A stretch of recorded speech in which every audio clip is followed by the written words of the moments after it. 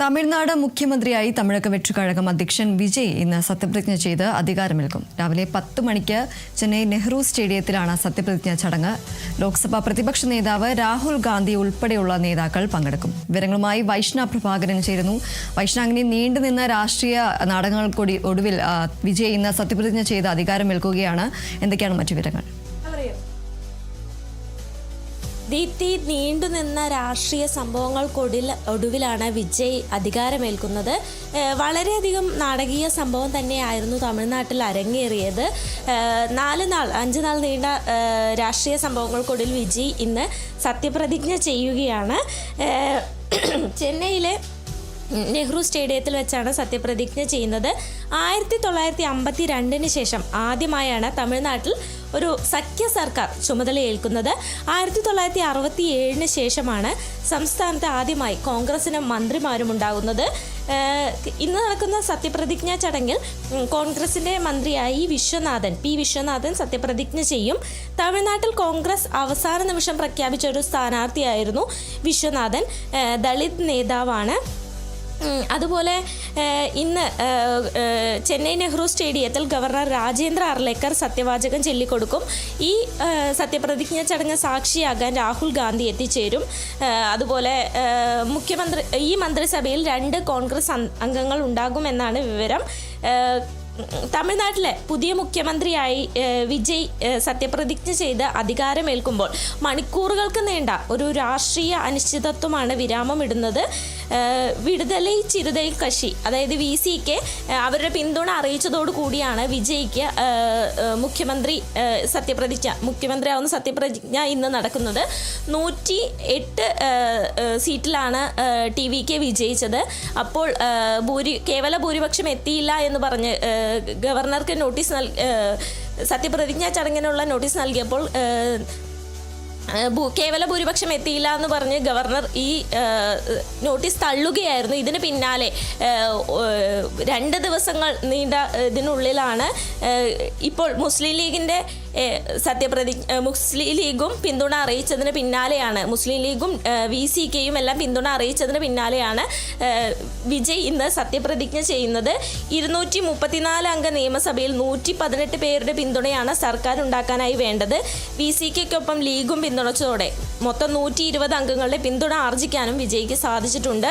120 അംഗങ്ങളുടെ പിന്തുണക്കത്തുമായി വിജയ് ലോക് ഭവനിലെത്തി ഗവർണർ രാജേന്ദ്ര അർലേക്കറെ ഇന്നലെ കണ്ടിട്ടുണ്ടായിരുന്നു.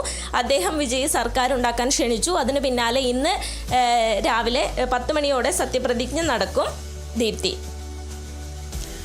ശരി, എന്നാലും തമിഴ്നാട് മുഖ്യമന്ത്രിയായി തമിഴക വെற்றிക്കഴകം അധ്യക്ഷൻ വിജയ് ഇന്ന് സത്യപ്രതിജ്ഞ ചെയ്ത് അധികാരമേൽക്കുകയാണ്. രാവിലെ 10 മണിക്ക് ചെന്നൈ നെഹ്റു സ്റ്റേഡിയത്തിലാണ് സത്യപ്രതിജ്ഞ ചടങ്ങ് നടക്കുന്നത്. ലോക്സഭാ പ്രതിപക്ഷ നേതാവ് രാഹുൽ ഗാന്ധി ഉൾപ്പെടെയുള്ള നേതാക്കളും പങ്കെടുക്കും. വിജയോടൊപ്പം തന്നെ മറ്റ് 9 മന്ത്രിമാരും ഇന്ന് അധികാരമേൽക്കുകയാണ്. വൈഷ്ണവ് പ്രഭാകരനാണ് വിവരങ്ങൾ നൽകിയത്.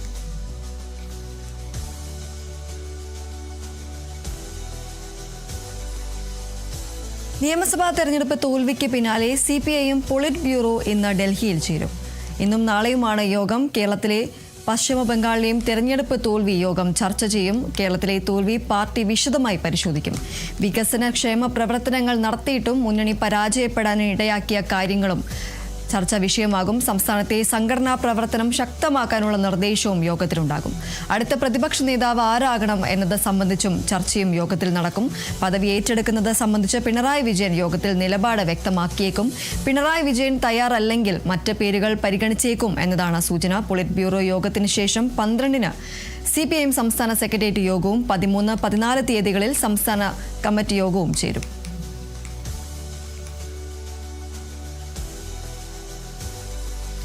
നിയമസഭാ തെരഞ്ഞെടുപ്പ് തോൽവിക്ക് പിന്നാലെ CPIM പോളിറ്റ് ബ്യൂറോ ഇന്നും നാളെയുമായി ചേരും.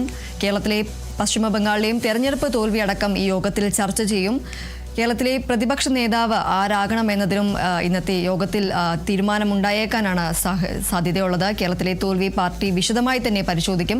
വികസന ക്ഷേമ പ്രവർത്തനങ്ങൾ നടത്തിയിട്ടും മുന്നണി പരാജയപ്പെടാൻ ഇടയാക്കിയ കാര്യങ്ങളും ഈ യോഗത്തിൽ ചർച്ചയാകാനുള്ള ഒരു സാഹചര്യമാണുള്ളത്. സംസ്ഥാനത്തെ സംഘടനാ പ്രവർത്തനം ശക്തമാക്കാനുള്ള നിർദ്ദേശവും യോഗത്തിലുണ്ടാകും. അടുത്ത പ്രതിപക്ഷ നേതാവ് ആരാകണമെന്നത് സംബന്ധിച്ചും ഈ യോഗത്തിൽ ചർച്ചയുണ്ടാകും. പദവി ഏറ്റെടുക്കുന്നത് സംബന്ധിച്ച് പിണറായി വിജയൻ യോഗത്തിൽ നിലപാട് വ്യക്തമാക്കിയേക്കും.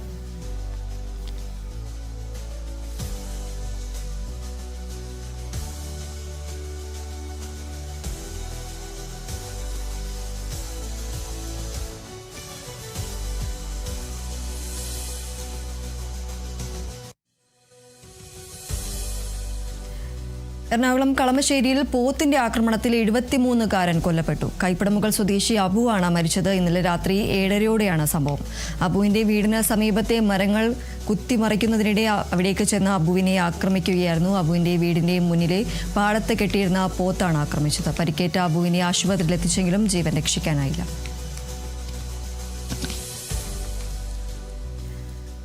കളമശ്ശേരിയിലാണ് പോത്തിന്റെ ആക്രമണത്തിൽ 73കാരൻ കൊല്ലപ്പെട്ടത്. കൈപ്പടമുകൾ സ്വദേശിയായ അബുവാണ് മരിച്ചത്. ഇന്നലെ രാത്രി 7:30 കൂടിയാണ് ഈ ഒരു സംഭവം ഉണ്ടായത്. അബുവിന്റെ വീടിന്റെ സമീപത്തെ മരങ്ങൾ കുത്തിമറിക്കുന്നതിനിടയിൽ അവിടേക്ക് എത്തിയ അബുവിനെ ഇത്തരത്തിൽ ആക്രമിക്കുകയായിരുന്നു. അബുവിന്റെ വീടിന്റെ മുന്നിലെ പാടത്ത് കെട്ടിയിരുന്ന പോത്താണ് ആക്രമിച്ചത്. പരിക്കേറ്റ അബുവിനെ ആശുപത്രിയിൽ എത്തിച്ചെങ്കിലും ജീവൻ രക്ഷിക്കാനായില്ല.